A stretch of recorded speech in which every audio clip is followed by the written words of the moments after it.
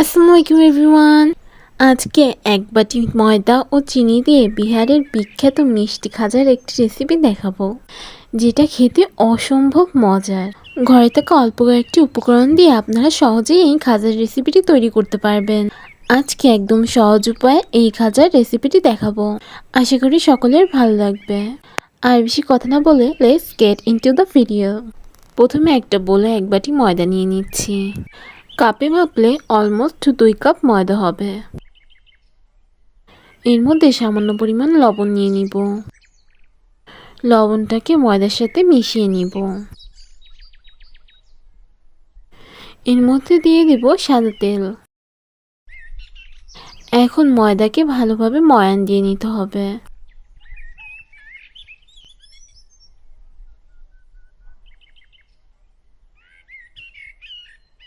যখন দেখবেন এরকম মুঠ করলে দলা বেঁধে যাচ্ছে, তখন বুঝতে হবে ময়ানটা হয়ে গেছে। এখন অল্প অল্প করে পানি দিয়ে একটা টাইট ডো বানিয়ে নিতে হবে। ডোটা যেন টাইট হয় সেদিকে খেয়াল রাখতে হবে। আপনারা দেখতে পাচ্ছেন আমি একটা টাইট ডো তৈরি করে নিয়েছি।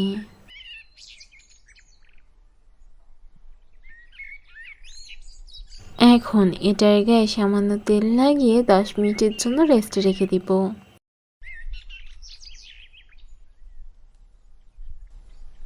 এখন একটা কড়াইতে হাফ কাপ চিনি নিব এবং চিনির শিরা তৈরি করার জন্য হাফ কাপ পানি নিব। 1 চিমটি লবণ নিয়ে সব কিছু মিশিয়ে নিব। চিনি পানি জাল করে নিয়ে শিরা তৈরি করে নিব। পর্যায়ে দিয়ে দিব 2টো ফাটানো এলাচ। গ্যাসের ফ্লেমটাকে হাইতে রেখে চিনিটাকে নাড়িয়ে চাড়িয়ে গলিয়ে নিতে হবে। এরপর ফ্লেমটাকে মিডিয়ামে করে 3 থেকে 4 মিনিট জ্বালিয়ে নিতে হবে।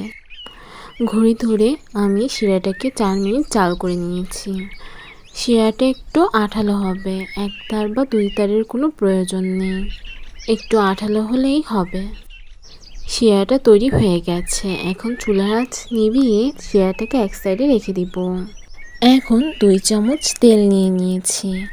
এর মধ্যে আমি 2 চামচ ময়দা দিয়ে একটা মিশ্রণ বানিয়ে নিব। ডোটাকে আমার 10 মিনিট রেস্টে রাখা হয়ে গেছে। এখন ঢাকনাটাকে তুলে ফেলব। আপনারা দেখতে পাচ্ছেন ডোটা কত নরম হয়ে গেছে। আগে থেকে ডোটাকে যদি আমি নরম করে মাখতাম তাহলে খাজাটা আর মোচমোচা হতো না। এই জন্য খেয়াল রাখতে হবে যাতে মাখার সময় ডোটা শক্ত না হয়ে যায়। এখন ডোটাকে একটু ভালোভাবে মথে নিব।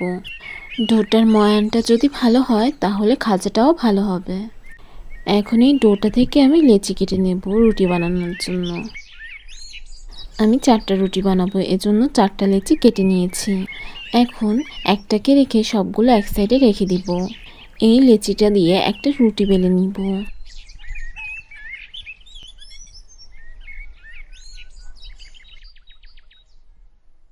আমি একটা রুটি বেলে নিয়েছি। রুটিটা এরকম পাতলা হবে, যেমনটা আপনারা ভিডিওতে দেখতে পাচ্ছেন।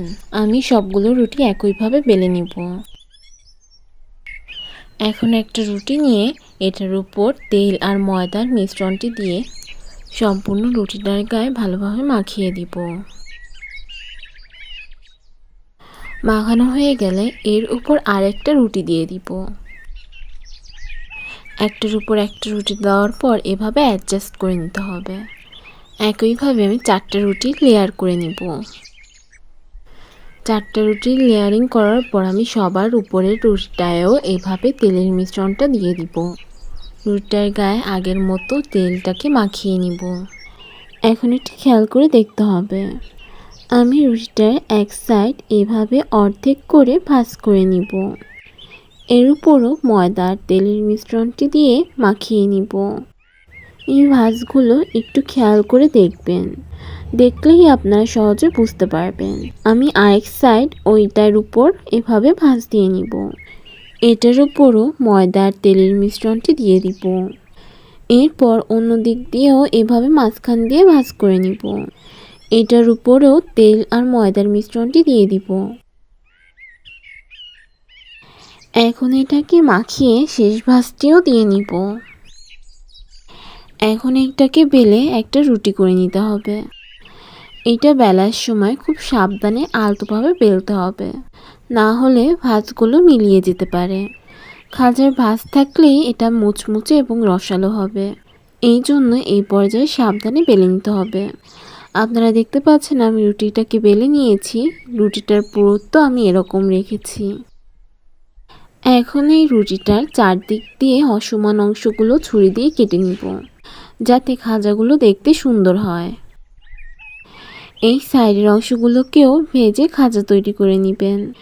এইগুলোকেও খেতে অনেক মজা লাগে। দেখতে পাচ্ছেন আমি রুটিটাকে চারকোনা করে কেটে নিয়েছি। এখন এটাকে খাজার শেপে কেটে নিব। এভাবে লম্বালম্বি করে রুটিটাকে কেটে নিতে হবে। আমি এখানে এরকমভাবে কেটে নিয়েছি। আপনারা চাইলে এর থেকে আরেকটু মোটা বা এর থেকে আরেকটু চিকনভাবে কেটে নিতে পারেন। এখন এগুলোকে অন্য দিক দিয়েও এভাবে কেটে নিতে হবে। আপনারা দেখতে পাচ্ছেন খাজাগুলো কত সুন্দর হয়েছে।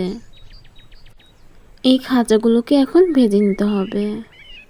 এখন একটা কড়াইতে আমি তেল দিয়ে নিয়েছি। তেলটা গরম হলে আমি খাজাগুলো দিয়ে দিব।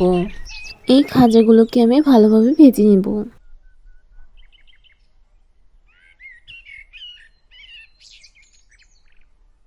এই খাজাগুলোকে উল্টিয়ে পাল্টিয়ে ভেজে নিতে হবে, যাতে সব দিক দিয়ে সমান ভাজা হয়। খাজাগুলোকে ভাজা হয়ে গেছে, এখন এগুলোকে তুলে ফেলতে হবে। দেখুন কত সুন্দরভাবে লেয়ারগুলো বোঝা যাচ্ছে।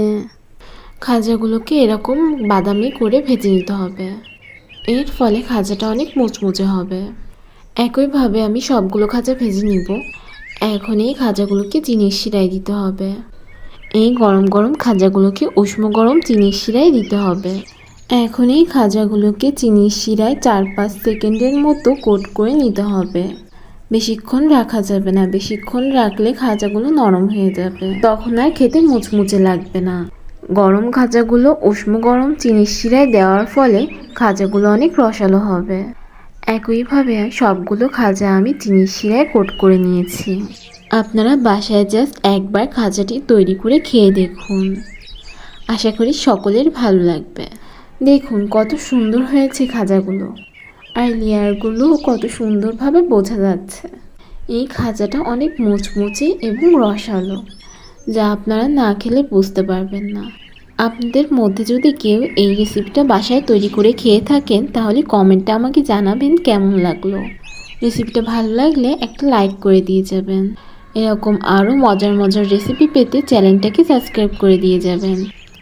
আল্লাহ হাফেজ।